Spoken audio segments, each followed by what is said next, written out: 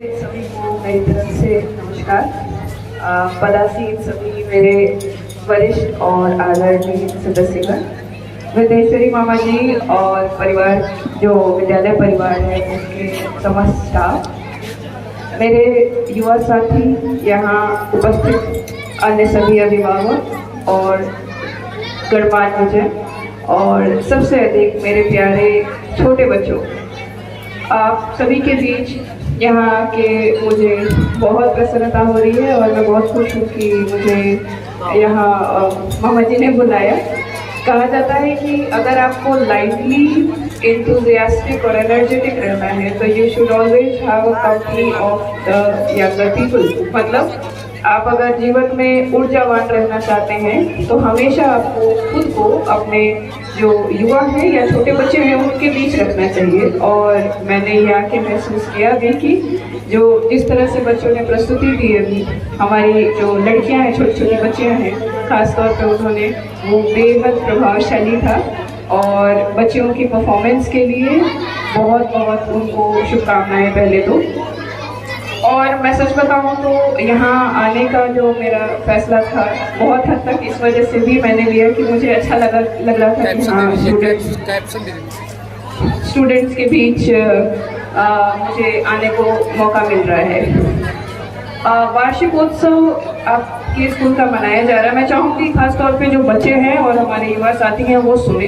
हम लोग भी जब छोटे थे तो हमारे स्कूल में जब प्रोग्राम हुआ करते थे तो हमें बड़ा बोरिंग लगता था कि कोई हमारे जो गेस्ट हैं वो आ रहे हैं, कुछ बोल रहे हैं, हमें कोई उतना मज़ा नहीं आता था बिकॉज सेशन शुरू होता है, हम अपने दोस्तों से मिलना चाहते हैं और हम एक्साइटमेंट हमारी कुछ और होती है। मगर फिर भी मैं चाहूँगी कि यहाँ पढ़ने वाले सभी छात्र छात्राएँ अच्छे से कुछ बातें ही करूँगी मैं, उन्हें सुने और मेरे जो अन्य युवा साथी और अभिभावक हैं वो भी, ताकि जब आप यहाँ से वापस जाएं और इस ग्रुप कार्यक्रम से अगर आप थोड़ी भी चीज़ समझ के जाएंगे तो शायद आपके जीवन में थोड़ा बहुत कुछ लाभ होगा और मुझे भी अच्छा लगेगा कि मेरा आना शायद सार्थक हुआ। देखिए, वैचारिक सबसे पहले मैं एक दो पॉइंट जैसे कि मैंने कहा मैं बताऊंगी। तो आप सभी नई क्लासेस में आ गए हैं, अपने जीवन की एक नई सीढ़ी चढ़ रहे हैं। आप पढ़ाई के हिसाब से भी आप नई क्लासेस में हैं, जीवन में भी आप उम्र आपकी अब बढ़ रही है। आप उस स्टेज पे हैं बच्चे जो आपकी नींव कही जाती है। यहाँ से ही आप जो भी करेंगे अपने जीवन में आगे आप उसी रास्ते पे चलेंगे, वैसा ही आपको फ्यूचर, वैसा ही भविष्य आपको मिलेगा। और इसके लिए ज़रूरी ये है कि आप अपने समय का और अपने साथियों का चुनाव बहुत केयरफुली करें। क्यों? क्योंकि हमारे बहुत ही फेमस बहुत सारे जो फिलोसोफर्स हैं, दार्शनिक हैं या बड़े जिनके बारे में आप किताब में पढ़ते हैं, उन्होंने कहा है कि आप उसी प्रकार के बनते हैं जैसे विचार आप रखते हैं और जिस प्रकार के लोगों के साथ आप रहते हैं। तो फॉर एग्जाम्पल, जैसे आप सभी छोटे बच्चे गेम खेलते हैं फ़ोन में या आप म्यूज़िक सुनते हैं, तो आप सभी ये महसूस करते हैं कि आप जिस प्रकार के काम करते हैं, जब आप गेम में कोई वायलेंट चीज़ कर रहे होते हैं, हिंसक कोई गेम खेल रहे होते हैं, चाहे वो पबजी हो या कोई और, तो आपको कुछ अलग से नहीं करना पड़ता। आपकी जो मेंटालिटी है वो वैसी ही दिखती है, एग्रेसिव। जब आप म्यूज़िक सुनते हैं, आप कोई बहुत लाउड म्यूज़िक का गाना सुने, आप कोई बहुत दुखी गाना सुने, आपकी मनोस्थिति तुरंत उस हिसाब से परिवर्तित होती है।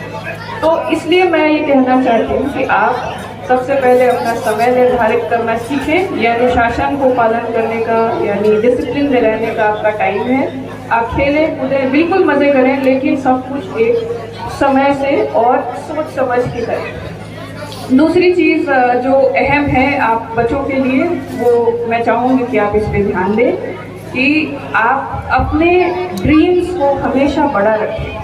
यू ड्रीम बिगर। इसका मतलब ये नहीं है, बिल्कुल मैं ये नहीं कह रही हूँ कि आप सोते हुए सपने जो देखते हैं वो उनकी बात नहीं कर रही हूँ।